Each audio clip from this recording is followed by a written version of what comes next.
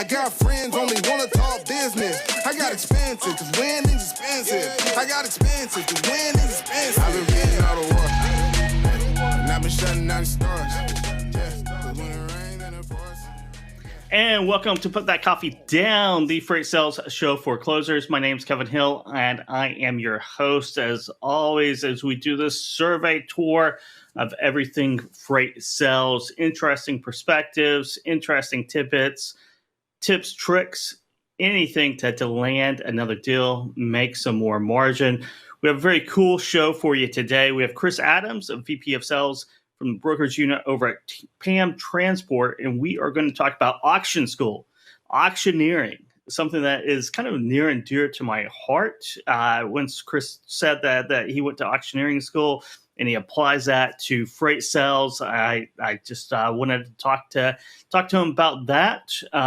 If you've ever been to an auction, it's very cool. They talk very fast, so we'll see what is in store for us today. But it's all about creating a story, creating suggestions. Part of that, too, is an article that I came across on Inc. magazine this weekend. Big fan of Inc. magazine, Entrepreneur magazine. They always have these great sales articles, great business articles. So wanted to share one of those with you. And this is all about the art of persuasion. So persuading anyone is as simple as this technique, proven by a leading psychologist. It comes down to 4 simple words. So this is an aggregate study of like 20 or 30 different research studies that have all been wrapped up into like a meta-analysis. So this is called the BYAF model. And what it really is an acronym for, but you are free. But you are free to make the decision. You're free to say no. You're free to say yes. And it's all about protecting someone's personal autonomy, their personal freedom to make a choice. Oftentimes we get in and we want to bend elbows and kind of, give people ultimatums. I think that's, sign now before the end of the month to save 30% off. I guess it's a choice, but it's kind of a coercive choice for a lot for that sales style. So you want to, and I talk about this quite a bit too, you want to make sure that your buyer has ownership in the process as quickly as possible. It's kind of their idea. They have buy-in. They kind of own the project in a lot of ways. You want to keep reinforcing that because if it's their idea, if they're if they're going to get the glory, but certainly if it's their idea and they have ownership of the process, then it becomes their idea and they become a great champion for that idea. But yeah, persuading anyone comes down to these 4 simple words, and this is based on decades worth of research, as shown that there are, a handful of practices for influence, but the BYAF is a proven technique. Some of the key phrases here that are part of the BYAF is don't feel obligated, see for yourself, the choice is yours, only if you want. And it really reminds me of that consultative approach to sales. You come in, you educate the buyer, you get their intake, you get their ownership, and it becomes their choice. So you're free to accept this offer. You're free to decline this offer. You're certainly free to restructure kind of the offering on the table, whether it's a product or service that to fit your needs, because you're in charge of the whole project now. You want to transfer that ownership over to the buyer as quickly as possible. But here's a quick rule of thumb embedded in the article here. When you're asking someone to do something for you, whether it's your child, your colleague, your spouse, your buyer, make sure your request doesn't threaten their sense of personal freedom and autonomy. Better yet, frame it so that they feel they're doing what you're asking them to, not because you've asked them, but because ultimately it was their decision. People like making their own decisions, and as often as you can get your buyers to make their own decision, which is a decision you want them to make, but it's still their own decision. The better off you're going to be, the more sales you're going to make, and the bigger the margin at the end of the day. So you can go to Inc.com and check this article out. Once again, the title is Persuading Anyone is as Simple as This Technique, proven by a leading psychologist. It comes down to 4 simple words. It's a great article, very good information. You always want to have autonomy, and part of that is suggesting. And this is a central core to Chris's skills and what we talked about before he came on the show. So welcome to the show, Chris Adams, VP of Sales over at PAM Transport. How are you doing today, Chris? Doing well. How are you? I'm doing good. I am doing good. It's always great here on FreightWaves TV, Tuesdays at 12 p.m. Eastern Time for Put That Coffee Down. So welcome again to the show. And let's talk sales. But first, let's talk auctioneering. Thanks for having me. Yeah, well, auctioneering is it's something that my grandfather used to take me when I was a child, and I got interested in it. And interested enough that I took a vacation and went to auction school for a week, and that was one of the a learning experience, because I actually learned more how to sell there than anything else I went through, because they taught me how to use a statement, a suggestion, and a question in order to ask for things, because that's essentially what an auction chant is. I bid 100, now 50. Would you give me $150? Let's do that again in real time, auctioneering speed, for a few seconds, because go ahead. Now 50, now 100 and a half. Would I get 100 and a half? That's a statement, suggestion, and question. And what it does is it tells a story. It tells you what you have, it tells you what is possible, and then it asks you if you would like to accept that possibility. So let's take it in slow motion now. What was the statement that you just did? The statement would be, I have a truck in Atlanta, Georgia. If I were to deadhead that truck over to Norcross, Georgia, and pick up your load, could I have your load coming to Springdale, Arkansas? But only if you want to. So that's the statement, but only if you want to. That's the statement. The suggestion is if I deadhead the trucks over to Norcross, Georgia, pick up the load. And then the question there, would you like me to do that? Yes. And see, most of the time with our shippers, it's called spontaneous value creation. And what we do is we help them with volatility. And volatility is freight that they had to cover today or tomorrow that they didn't know they had to cover until yesterday or today. I like that terminology. I really hadn't heard that before. Spontaneous value creation, right? Because it is the volatility of the market. Maybe they were using somebody else and that truck fell off. They're scrambling to cover today.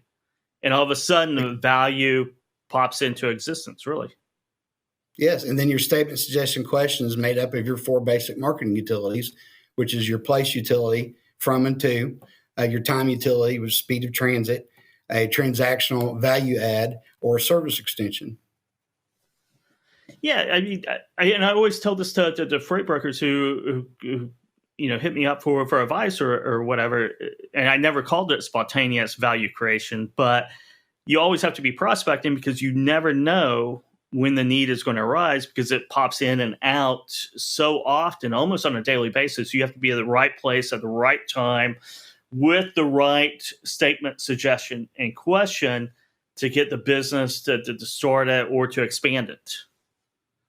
Absolutely. You have to find a way to be relevant. And some of that is doing your homework before you get on the phone with the customer, obviously.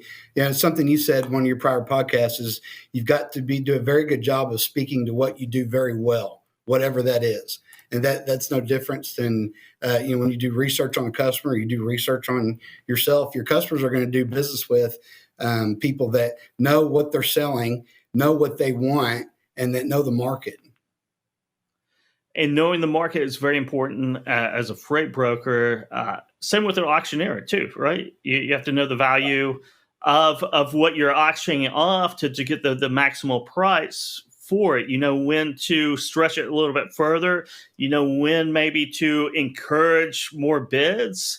But you have to know the market, whether that's real estate or cattle or whatever you're auctioning off. Well, you have to know what something's worth. I mean, if you start off with too low, then the auction will take too long. If you start out too high, well, then you're not going to get any bids. And that describes trucking and freight brokerage, trucking rates to a T. I mean, that it really does. It's almost a perfect analogy, right? Absolutely. I mean, really, we're auctioning capacity. Yeah, and we're also the economy that we operate in is would be the peak load capacity, right? Similar to how they do electricity and different things and the hotel business. And I mean, we all know that there's auction there's auction environments for those two things as well. So, what other so auctioneering school? Where did you go to auctioneering school at? I was at the Missouri Auction School up in St. Louis. It's known as the Harvard of Auctioneering School. But well, there you go. So the Harvard of Auctioneering schools. Yeah, awesome. What other lessons did you learn? Kind of, we talked about statement, suggestion, question. Well, anything else, or another way to apply that principle? It's a good way. It was a very how I used it is people want to ask me, well, how do you sound so pretty on the phone? Well, and that's a good way to teach someone who's not comfortable being on the phone. I mean, it's one thing to be a good sales guy. It's another thing to be able to train people to do that. And not everybody's cut out for that, as we know. Some people have got holdups where they are just absolutely scared to death of being told no, and they're scared to put themselves out there. Something else that you said earlier about pushing people to a decision point. Most people don't like to make decisions, and that includes your customers. You've got to be able to push your customer to the point where they will make a decision. And I like the part about leaving them out. We're not telemarketers, so to speak. In fact, what I tell people is not only we're not telemarketers, but what we do is we call customers that are getting paid to give away what it is that we're asking for. And it's called a captured service encounter. So don't ever feel bad about calling them. Don't feel like you're bothering anybody. Those people are getting paid to answer your calls. Yeah, I mean, they have to get the freight out the door. Someone's going to have to move it. And, somebody's going to do it. They're not going to stop because they don't have the deal they want, per se, right? They're going to pay the market rate or whatever market rate they can get, because it's much more valuable getting that freight out the door than sitting over a couple pennies a mile. So it is captured. It's got to move. Kind of like electricity, right? Electricity, you can't hold it.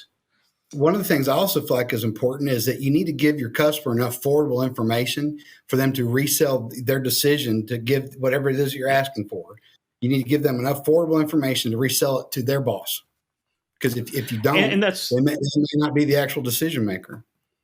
Exactly right. And that part is about the ownership. And when you're talking about suggestion, right, I think the statement, suggestion, question is really good for people with a fear of sales, right, or fear of saying no.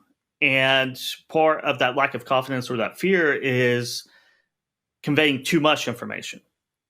Yes, right? Overselling it or selling it to the point never asking for the business. Yes. Most people don't ask for the business.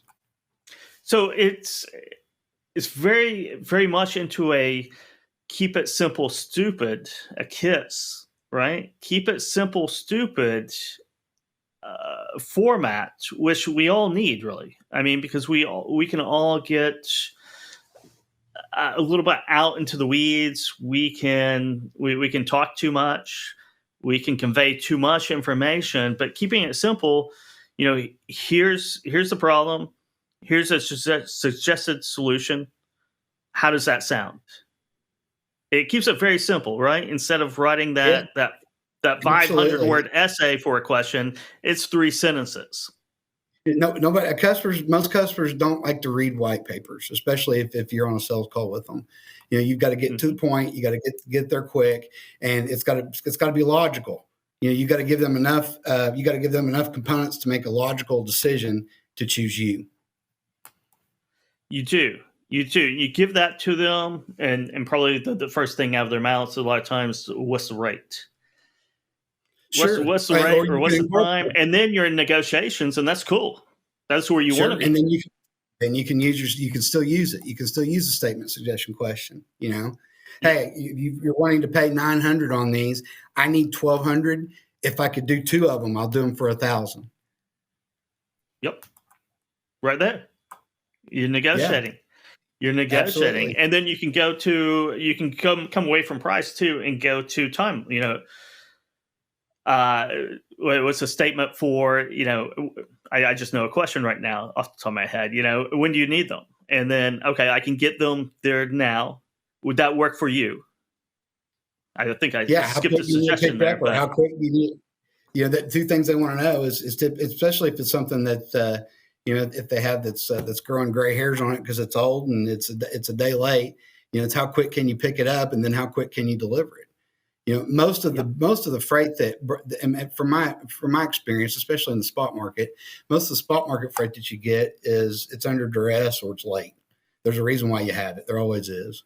So that would be the value add, is how quick you can pick it up, how quick you can get it there, whether or not the tracking capabilities that you have with whatever technology that you have surrounding your transaction, and those things. Yeah, same day freight is same day freight for a very specific reason. Absolutely. Something bad has gone on. Some unforeseen something incident has, yes, 99% of the time. Absolutely. That could be a pandemic or a hurricane or a port strike. So your customer's customer screwed up in some way, and now they need a rush order of something. So it's an emergency order. So it doesn't really fall back on the customer, but there is some kind of emergency, some kind of urgency to that shipment. Absolutely. And that's how spontaneous value creation works, is that you make available team capacity for today that they didn't know you had. They make available a freight, a load for your team that you didn't know they had. That's where the spontaneity is created. And the spot market exists. Absolutely. In the spot market exists. You can use that for contract freight too. I mean, obviously, the biggest difference between spot freight and contract freight is one is proactive, one is reactive, right? That's why it's always important to me on the spot freight is most of the time people that your customers that tender out spot freight, we call those tier 2 decision makers. What they do is more reactionary than proactive. Mm-hmm. But you can use the same strategy on as far as for soliciting contract freight as well. What would be the statement suggestion question for contract freight off the top of your head? Well, one of my power lanes is Laredo to Detroit, Michigan. We move approximately 5,000 loads a year north and south from Detroit to Laredo. We feel like that we know that market very well. We feel like that this piece of business would fit very well in our wheelhouse. That's why we have the competitive rate to go with it.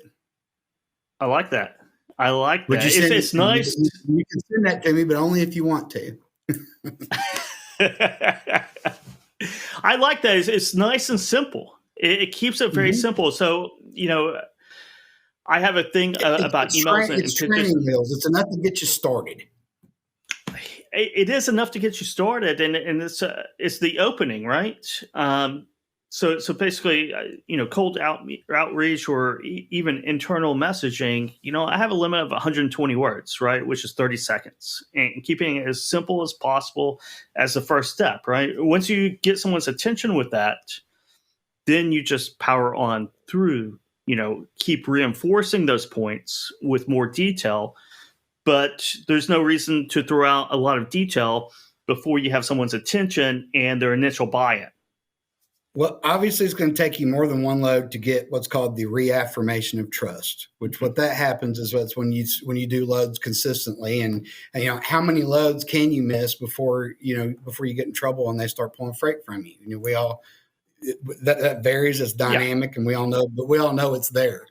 But the quickest thing you want to get to is you get to the point where you have reaffirmation of trust with that customer. Yeah, I think a lot of salespeople they want to sell the product before the meeting. They want to sell the 300 they want to sell the 3 loads a day commitment before the first load. Absolutely. And they go in and right they give too much information that everyone's lost in the words that they're using instead of getting that one load. And that's where I think the statement suggestion question initially is a great first load. And I think every load, every stage in the sales process. It's a really good formula that is easy to pick up.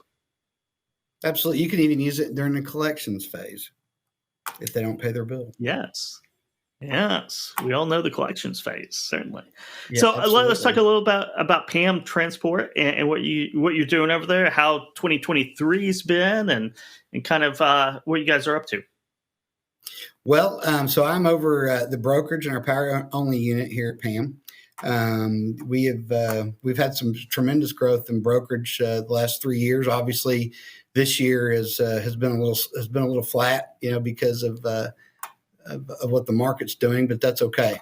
I mean, it's coming back to traditional form. Maybe next year we'll have a real produce season, and it'll be slow in the first quarter and busy in the fourth quarter, like it used to be. I think it's going to be nice because it make the market more predictable. If we could get back to take back its traditional form. We haven't had a predictable market in so long. I don't know if anyone remembers. I think there's a whole group of brokers who've never seen a predictable market. Absolutely. Yeah, and I think that the pandemic and the way the market's behaved, I think it's taught everybody a lot of bad habits, including our customers. People have been very sloppy. They get more sloppy about what they've done just because they've just been in a mad grab to go to capture capacity, and it's having people to be closer traders.